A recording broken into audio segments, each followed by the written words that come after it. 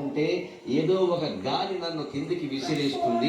ఆ గాలి దెబ్బ నాకు తగలకుండా ఉండాలి, నేను పొడుగ్గానే ఎదగాలి అంటే నా తోటి సర్వీ చెట్టతో కలిసే నేను ఎదగాలి. నా చెట్టుకు తెలుసు ఖచ్చితంగా. మరి సర్వీ చెట్టుకున్నటువంటి జ్ఞానం ఇంత చదువుకున్నామే, సర్వజ్ఞులమని పొంగిపోతున్నామే, మనకు లేకపోతే ఎలాగా? నలుగురితోనూ కలిసి ఉండకుండా మనం ఎదగలమా? సాధ్యమైన దానికి తెలుసు నేను పొడుగ్గా ఎదగాలి, కానీ ఏదైనా గాలి వస్తే పడిపోతుంది. ఆ పొడుగ్గా ఎదగడంలో ఉండే ఇబ్బంది, గడ్డి పరక తుఫాను వచ్చినా సరే పడదు. ఇలా గడ్డి పరక ఎలా ఎందుకు తుఫాను కదా ఇలా వంగిపోతుంది, మళ్ళీ ఇలా వంగిపోతుంది, మళ్ళీ ఇలా వంగిపోతుంది. మొత్తం కూచిపూడి, కథకళి, భరతనాట్యం అన్నీ చేసేస్తుంది ఒక అరగంటలో. తుఫాను అయిపోగానే లేచి నిలబడుతుంది.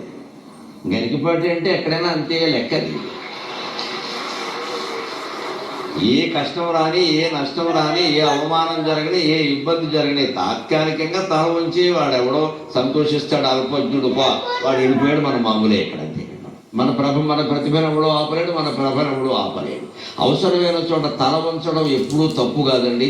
పెళ్లి కూతురు తల వంచకపోతే తాడిగట్టడం అనేది సాధ్యమేనా? ఇప్పుడు వంచట్లేదులేండి, అది వేరే విషయం.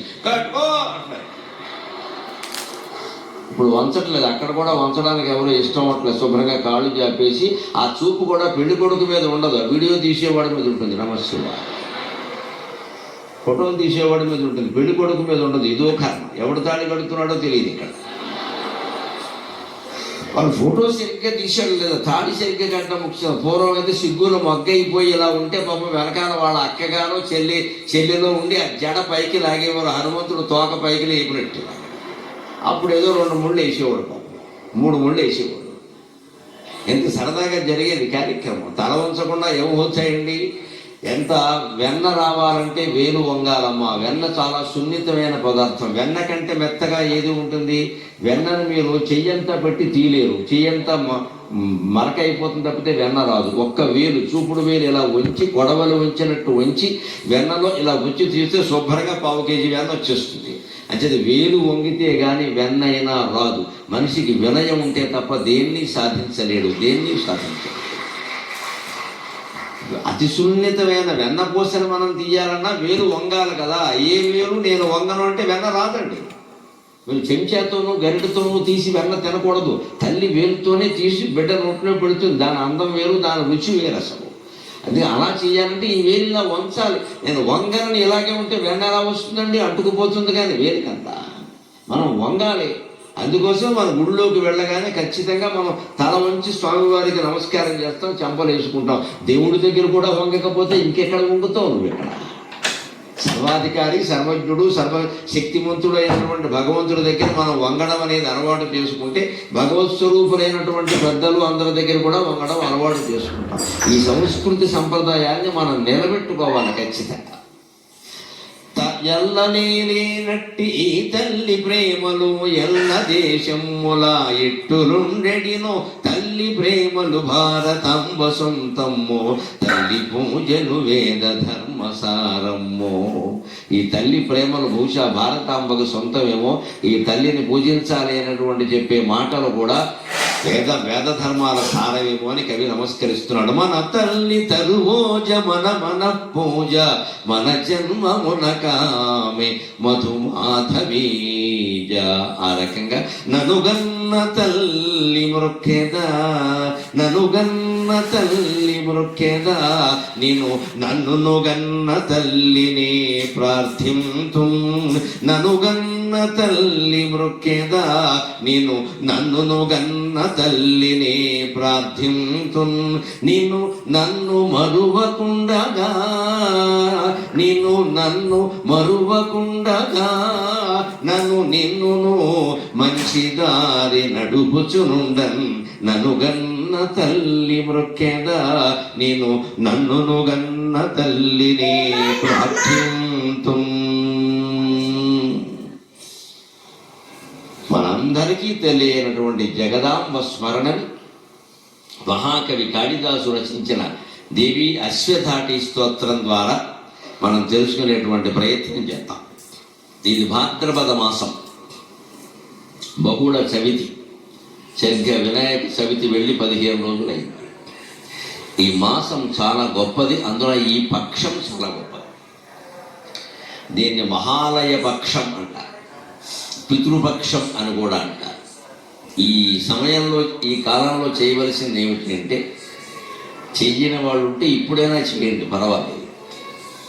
చనిపోయినటువంటి తల్లిని తండ్రిని తలుచుకుని ఆ తిథి నాడు దానం చెయ్యాలి, ఏదైనా దానం చెయ్యాలి. అది మహాలయ పక్షం. తండ్రి ఎప్పుడో పంచమి నాడు చనిపోయాడు, రేపు పంచమి. ఆ పంచమి నాడు ఒక పేద వ్యక్తిని ఎవరినైనా పిలిచి కాళ్ళు కడిగి చాలా గౌరవంగా తండ్రి స్వరూపంగా భావించి, ఏదో అడుక్కునేవాడి కింద కాదు భావించి ఆయనకు పంచే కండువ పెట్టి, వాళ్ళు ప్యాంటు చొక్కా తొడుక్కుంటే ప్యాంటు చొక్కాయే పట్టచ్చు, వాళ్ళు తొడుక్కొని బట్టలు మనం ఎందుకు పెట్టాలి? అలాగే వీలైతే అతను భార్యను కూడా తీసుకొస్తే ఇద్దరు దంపతులకు చేస్తే క్షీరారవికి ఆవిడికి పడితే మరింత పుణ్యం. అది తల్లిదండ్రుల పేరు మీద జరగాలి. వీటిని మహాలయ పక్షాలు, పితృపక్షాలు అంటారు. సరిగ్గా ఈ పక్షాలు ఎప్పుడు వస్తాయి అంటే వినాయక నవరాత్రులకి, దేవీ నవరాత్రులకి మధ్యలో వస్తాయి. అందుకని ఈ కాలంలో మనం సకల దేవతా స్వరూపమైనటువంటి అమ్మవారి ఆరాధన చేయడం, ఆవిడ స్తోత్రాలు వినడం, ఆవిడ గురించి తెలుసుకోవడం చాలా మహత్తరమైనటువంటి పుణ్య ఫలం. ఆ రకంగా కాళిదాస మహాకవి రచించిన 12 శ్లోకాల స్తోత్రం, దేవి అశ్వధాటి స్తోత్రం మనం ఈ 2 రోజుల్లోనూ చెప్పుకోబోతూ ఉన్నాం. మహాకవి కాళిదాసు గురించి ఊరికే ఎక్కువ పరిచయం అవసరం లేదు, అంత సమయం లేదుగా. ఉజ్జయినిలో మహారాజుల యొక్క పోషణలో భోజ మహారాజు యొక్క విక్రమాదిత్యుని యొక్క ఆస్థానంలో, భోజ మహారాజు యొక్క ఆస్థానంలో ఉండి నవరత్న పండితులలో ఆయన ఒకడు అంటారు. ఆయన నవరత్నమే కాదు, మహామానవరత్నం. ఆయన కేవలం అమ్మవారి దయ వల్లనే, ఆవిడ నాలుక మీద, ఈయన నాలుక మీద ఆవిడ బీజాక్షరాలు రాయడం వల్లనే మహత్తరమైన కవిత్వం వచ్చింది అని కూడా మనకి ప్రజల్లో ఐతిహ్యాలు, కథలు చాలా ఉన్నాయి. అటువంటి అనుగ్రహం పొంది రచించినటువంటి స్తోత్రం ఎలా ఉంటుందో మీరు 12 శ్లోకాలు ఇప్పుడు ఏకధాటిగా ఒక్కసారి వినండి. ఇందులో కొన్నింటికి ఈవేళ వ్యాఖ్యానం, కొన్నింటికి రేపు వ్యాఖ్యానం, 2 వాయిదాల్లో విందురుగా. ఈ శ్లోకాల్లో ప్రత్యేకత ఏమిటంటే వింటుంటేనే చాలా బాగుంటాయి.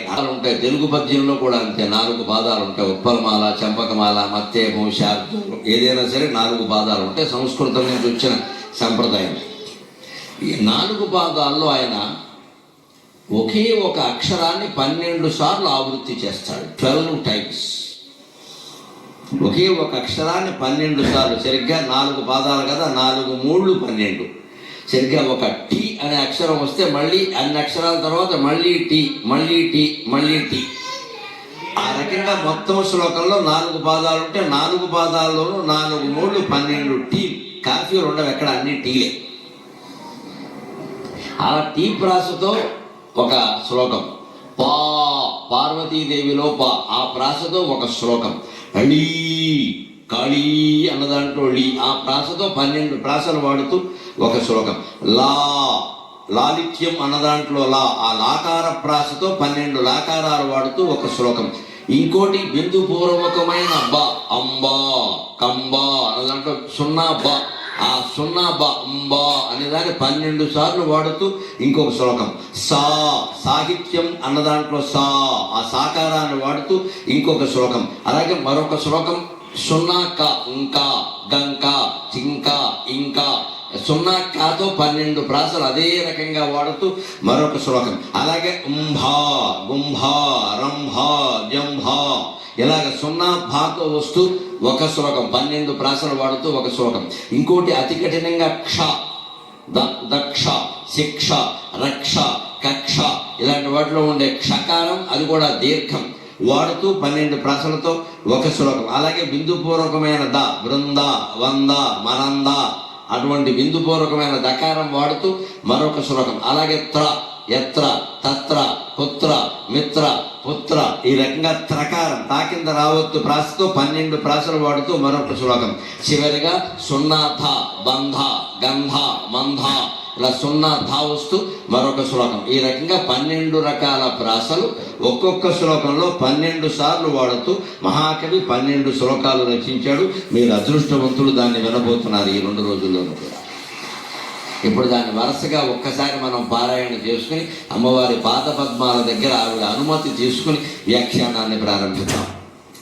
చీటీ భవన్నిఖిల ఖేటీ కదంబ వనవాటీ శునాకి పటలి కోటీర చారుతర కోటీమణి కిరణ కోటీకరంజిత పదా పాటీర గంధి కుచశాటి కవిత్వ పరిపాటి వగాధి పసుత ఘోటీ కులాదధిక ధాటీ ముదార ముఖ వీటీరసేన తనుతాం ద్వైపాయన ప్రభృతి శాపాయుధ త్రిదివసోపానధూళి చరణ పాపాపగస్వమనుజాపానులీన జన తాపాపనోద నిపుణ నీపానయ సురభితోపాలక దురిత కోపాదుదంచయతు మాం రూపాధిక శిఖరి భూపాల వంశ మణిదీపాయిత భగవతి యాళీభిరాత్మతనుతాళీన కృత్ ప్రియకపాణీషు ఖేలతి భవ వ్యాళీన కుల్యసిత చూళీభర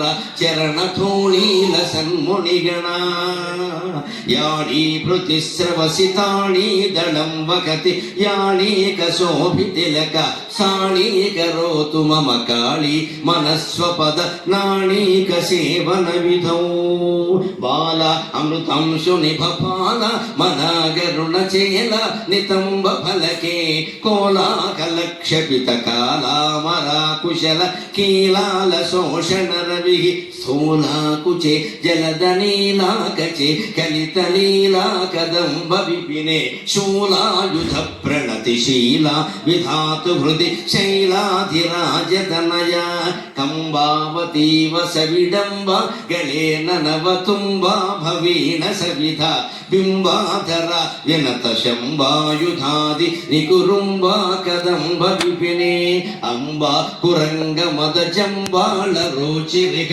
లంబాలకాదిశతు ఎప్పుడని చూస్తూ ఉంటాడు. కానీ 10వ తారీఖు వరకు పర్వాలేదు కదా, ఏదైనా అంతే. వ్యవసాయం కూడా పంట వచ్చిన కొత్తలో కాస్త నిండా ఉంటుంది, గాది నిండా ధాన్యం ఉంటాయి. అందుకని ఏదో కాస్త 1 కేజీ బియ్యం ఎక్కువ వండుకున్నా, 4 కూరలు ఎక్కువ చేసుకున్నా పర్వాలేదు అనిపిస్తుంది. ఇంకా ఉందిగా అంటుంది. అదే మళ్ళీ ఇలాగా చుట్టూ తిరిగి నవంబర్ నెలకు వచ్చేసరికండి, కార్తీక మాసం దగ్గరికి వచ్చారు, గాదిలో అడుక్కి వెళ్ళిపోతాయండి ధాన్యం. మన వాళ్ళు అందుకోసం పెట్టిన ఉపవాస రహస్యం కాస్త అందరూ ఏదో పేరు మీద తగ్గిస్తే అప్పు చేయకుండా ఉంటారు, గొడవ ఉండదు. దీనికి దేవుడి పేరు చెప్తే తప్ప ఈ దేశంలో ఎవడో వినడో, ఏం చెప్పినా దేవుడి పేరు మీదే చెప్పాలి. అందుకని ఆయన ఈ మాసంలో ఉపవాసం ఉంటే మహత్తరమైన పుణ్యములు చెబుతూ ముందు ఉపవాసాలు ఉంటారు, కాస్త భోజనం తగ్గుతుంది, అప్పుడు పంట గాదిలో ధాన్యం అడుక్కెళ్ళినా ఇబ్బంది లేదు, అప్పు చేయకుండా ఉంటారు. ఇది ఏదో మామూలు విషయంలో అనిపించవచ్చు, కానీ భారతీయ జీవన విధానంలో ఉండే గొప్ప రహస్యం. మన జీవన విధానంలో ప్రత్యేకత ఏమిటంటే ఉంటే ఉగాది, లేకుంటే శివరాత్రి, అది లెక్క. నీకు ఉందా ఉగాది నాడు చూడండి, ఉగాది నాడు ఎవడో ఉపవాసం ఉండడు, శుభ్రంగా 6 రుచులు ఉండే పచ్చడి కూడా చేస్తారు. ఆ పచ్చడి ఇలా కళ్ళకద్దుకోకుండా నోట్లో వేసుకుంటారు. అది దేవుడి ప్రసాదం కాదు, అందుకే నోట్లో వేసుకుంటారు, కళ్ళకద్దుకోరు. కానీ అలాగే పచ్చడి కదా అని చెప్పి గోంగూర పచ్చడి ఏదో వంకాయ పచ్చడి కలిపి కలుపుదామంటే ఉగాది పచ్చడి కూడా అన్నంలో కలుపుకొని తింటాం. మరి ఇదేమిటండి విచిత్రం? పచ్చడి అంటే పచ్చడి కాదు, ప్రసాదం అంటే ప్రసాదం కాదు. కలుపుకుందామంటే పచ్చడి కాదు, కళ్ళకద్దుకుందామంటే ప్రసాదం కాదు, కానీ ఉగాది పచ్చడి అంటారు విచిత్రంగా. అది తినకపోతే ఇంకేం తినకూడదు అంటారు. ఎందుకు? 6 రుచులు కలిపినటువంటి ఆ పదార్థాన్ని సేవించడం వల్ల ఆ ఏడాదంతా నీ జీవితంలో కూడా చేదు ఉన్నా, వగరు ఉన్నా, తీపి ఉన్నా, పులుపు ఉన్నా, ఉప్పు ఉన్నా, కారం ఉన్నా భరించాలి. ఈ తత్వం అలవాటు చేసుకో. అందుకే ఉగాది పచ్చడి తిన్నాకే మిగిలిన సరిగ్గా అలాగ ఉంటే ఉగాది ఉంటే 6 రకాల షడ్రసోపేతమైన భోజనం చేసి ఎవరొద్దన్నారు? లేదనుకో, లేదు దరిద్రం అండి, మా ఇంట్లో అంతా దరిద్రం అండి, ముఖ్యంగా మా మధ్యన కొడుకు పెళ్లి చేసామండి, కోళ్ళు వచ్చింది వల్ల దరిద్రం పట్టుకుని, ఈ మాట అంటే ముందు అత్తగారిని చుట్టట్టుకుంటున్నావు. నువ్వు ఉన్నప్పుడు ఏమైనా సంపదలు మండిపోయా, నేను వచ్చాక అంటున్నాను. ఎవరో ఒకరి మీకు తోసేయడం మనకు అలవాటు కదా, ఎందుకు పట్టుకోవాలి? అందుకని దరిద్రం అనే మాట రాకుండా, లేదనే మాట రాకుండా, లేకుంటే శివరాత్రి అన్నారు. ఎప్పుడైనా లేకుండా ఉపవాసం ఉండాల్సి వస్తే, అన్నం లేకపోతే ఏదో లేక పస్తుంటున్నాం అనకుండా ఈరోజు శివరాత్రి అండి అనేయడమే. లేదండి శివరాత్రి ఏమిటండి, ఈవేళ ఎలా వస్తుందండి? శివరాత్రి మాఘమాసంలో వస్తుంది కదా, శివరాత్రి అన్నవే, ప్రతి కృష్ణపక్ష చతుర్దశి శివరాత్రి. అది కూడా కాదు, శివరాత్రి కాదండి, తదియ తిథి కదండి, మీరు శివరాత్రి అంటే ఎలాగంటే ఆదివారం అండి, సూర్యనారాయణ మూర్తి కోసం ఉపవాసం చెప్పి అంతే గొడవ. మన వారానికి దేవుడు ఉన్నాడు, గొడవది. ఇతర మతస్థులకైతే ఓ శుక్రవారమో ఆదివారమో దేవుడు ఉంటాడు. మనకన్నా కాదండి, వారానికి 7 చెప్పున 7 ఉండగా ఇంకా దేవుళ్ళు ఉన్నారు, వారాలు లేవు. సాక్షులు ఉన్నారు, పద్యము జాలది ఇంకా అని దేవుళ్ళు ఉన్నారు, వారాలు లేవు. అందుకే ప్రతి వారానికి ఓ దేవుడు. అంటే మొత్తం మీద జీవన విధానం, మన హిందూ జీవన విధానం మనకి నేర్పుతున్నది ఏమిటి? లేదు లేదు అని ఏడవకు, ఉన్నదాంతో సంతృప్తి పడు. నీకు లేదు శివరాత్రి అని చెప్పు, లేక మానేశానని చెప్పద్దు, కావాలనే మానేశానని చెప్పు, అంతే. అది గాంభీర్యం. ఆభరణాలు లేనటువంటి ఇల్లాలు, చేయించుకోలేని ఇల్లాలు కుటుంబ సభ్యుల దారిద్ర్యాన్ని బయట పెట్టకూడదమ్మా. పూర్వం వాళ్ళు ఎవరు పెట్టేవారు కాదు. అదేమిటమ్మా మంగళసూత్రం కూడా పసుపు తాడే ఉంది, అసలు నాన్నతాడైనా చేయించలేదా మీ నాన్న అంటే, అసలు సంప్రదాయం ప్రకారం పసుపు తాడే వేసుకోవాలండి, గొడవ లేదు. మొత్తం ఉండగొడ తీసియండి, పసుపు తాడే వేసుకోవాలి. ఈ మధ్యలో వచ్చే ఇవన్నీ ఊరికే వేషాలు అన్నీ అంటుంది ఆవిడ. ఎందుకు విషయం ఏంటంటే ఆవిడ చేయించుకునే స్తోమత లేదు, ఆ విషయం చెప్పదు. అదే తెలివి, అదే తెలివి. అలాగే నడిపించాలి సంసారాన్ని, అంతేగాని బయట పెట్టకూడదు విషయాన్ని. అసలు పసుపు తాడే వేసుకోవాలి, ఏం మాట్లాడతారు మీరు అని చెప్పాలండి. నిజానికి సంప్రదాయం కూడా అదే కదా. అందరూ బంగారం వేసుకుని అక్కడ మంత్రాలు ఎక్కడ బంగారం విషయం లేదు. ఇక్కడ పసుపు తాడే ఉన్నది లెక్క. ఆ రోజు కట్టేది అదే కదా. బంగారం తాడు ఎవరు కట్టరుగా, నిజంగా వివాహం నాడు కట్టేది పసుపు తాడేగా, దాని పేరే పసుపు తాడు. ఇలాగా నీ జీవితంలో గాంభీర్యాన్ని పాటించు, అనవసరంగా బయట పెట్టుకోవద్దు. ఉంటే ఉగాది, లేకుంటే శివరాత్రి. అందుకని ఉన్న రోజునే మనకు పండుగ. అందుకని ఈ సంక్రాంతి పండుగ ఎందుకయ్యా అంటే, నవంబర్ నెలలో కోతలు ఉన్నా కూడా డిసెంబర్ నెలలో మనకి పంటలు వస్తాయి కాబట్టి జనవరి నెలలో పండుగ. కార్తీక మాసంలో కోతలు ఉన్నా కూడా పుష్యమాసంలో, మార్గశిర మాసంలో కోతలు ఉంటాయి కాబట్టి పుష్యమాసంలో పంట ఇంటికి వస్తుంది కాబట్టి పుష్యమాసంలోనే మనకి పండుగ.